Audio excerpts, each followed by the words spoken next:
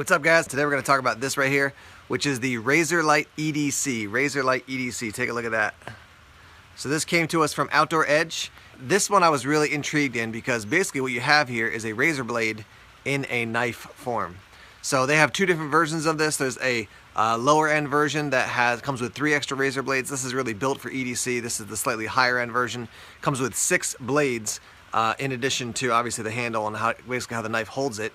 The concept behind it, you know, originally when you think of something this sharp is for skinning or doing game preparation when you're out in the field or processing your game, I should say. But EDC, can you use this type of knife for an everyday carry knife? I'll tell you what, so far I have cut open boxes, I've cut a bunch of things, just in everyday carry type use, and it's great. The question is how effectively is going to be used if you have to cut something that's more aggressive, because that is a very thin blade. So we're going to dig into that. We're going to test it out on some cardboard, some plastic, and even try to make a feather stick with it to see if the blade can hold up to that. So Razorlight EDC, cool item. We're going to give you some specs and then put it through the paces.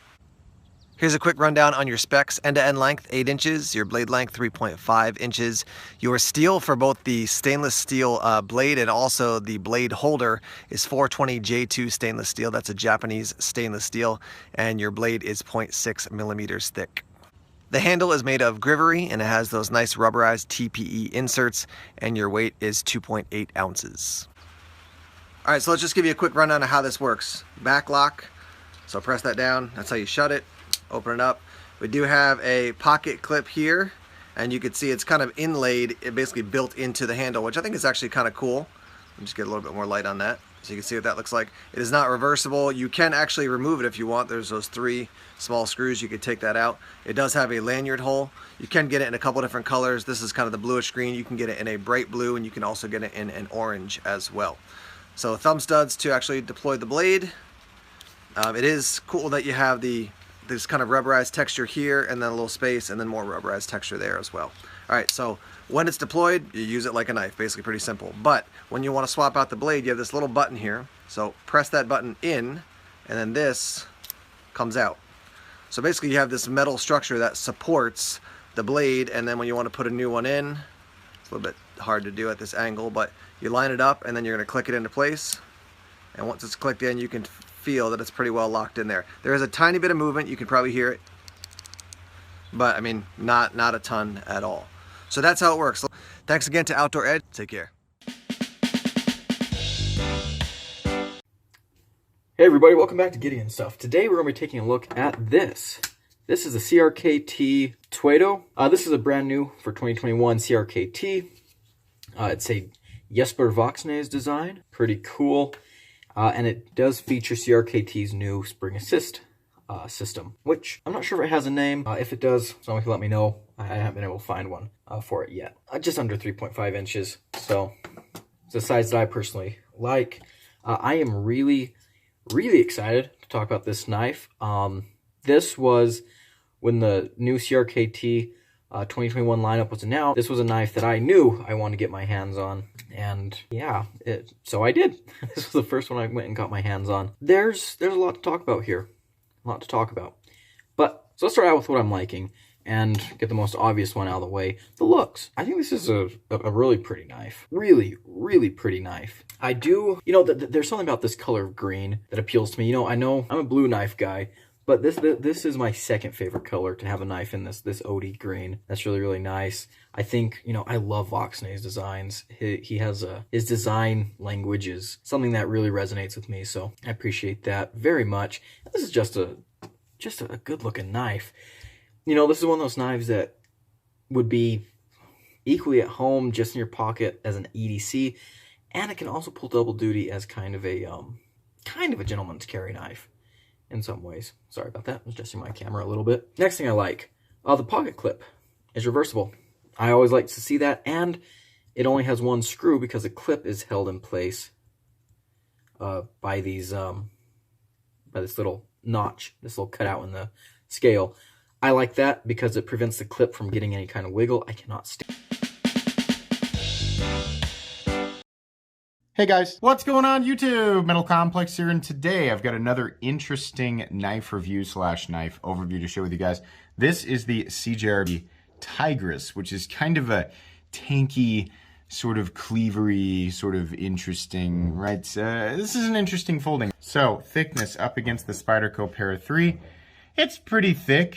Yeah, I mean, in fact, it's very thick. Let's go ahead and be real about what's going on here. This is pretty thick, you know, between the steel liners and the G10. This is quite a bit of knife. It's also very tall. It's got a flipper tab, not the most obtrusive for the design, but it's tall, right? Maximum height, absolutely clearing the height of the PM2. So this is not going to work in a lot of people's pockets because it's just going to be too big. We'll go ahead and weigh it here. Actually, first, let's take a look at the inside. The inside of the knife is a little bit, can we see, can you see in there? Yeah, it is milled out just a little bit for weight reduction, which is cool. That I'm sure was absolutely needed because this would otherwise be an extremely heavy knife, and it's already pretty heavy as it is. Weight, I'm gonna guess this weighs 6.5 ounces. Yes. Thanks again for watching, everybody, and have a great day.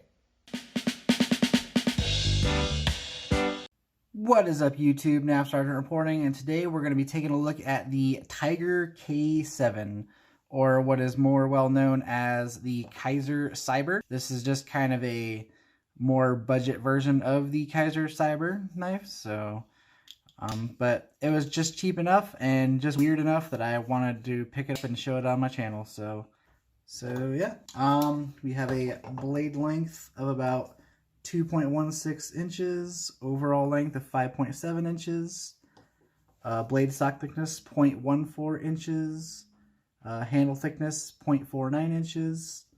We have 154 cm blade with a G10 set of scales with inset steel liners. We are weighing in at about 2.75 ounces. On a knife this small, I don't really see why they have such thick blade stock. I feel like they could have... Let's get into this little guy because there's a bunch I want to talk about with this one. Now, this is the new CIVIVI Synergy. Now, they do make a premium model of this, and it's very expensive. It's an integral. Now, look at the milling pattern on this G10. It is really, really nice. And we have flipping action to a Nitro V Persian blade. Now, I'm not much of a Persian style blade fan. However, there are some cases where if they do the profile the right way, a Persian actually works really good as a drop point and a Persian blade, like kind of the best of both worlds, and I'll explain that a little bit. But first, I just want to show the action really quick. The detent is nicely tuned. It feels light, and I just opened this, so I opened it right before I turned the camera on, so it hasn't broken in yet, and I can tell it is getting smoother and smoother every time I flip it. So this has really good flipping action. I haven't oiled it or anything like that. The detent is very, very nicely tuned. I thought it was going to be a hollow grind. I honestly thought this was a hollow grind. It is a flat grind. Great geometry, and it does have a crowned spine. So very comfortable spine, and the ergos are so good. So good. This little spot right there works just like a choil. So very nice there too. Now, the Persian blade. Now, one of the downfalls to a Persian blade is they're really good at like skinning. Thank you guys for watching.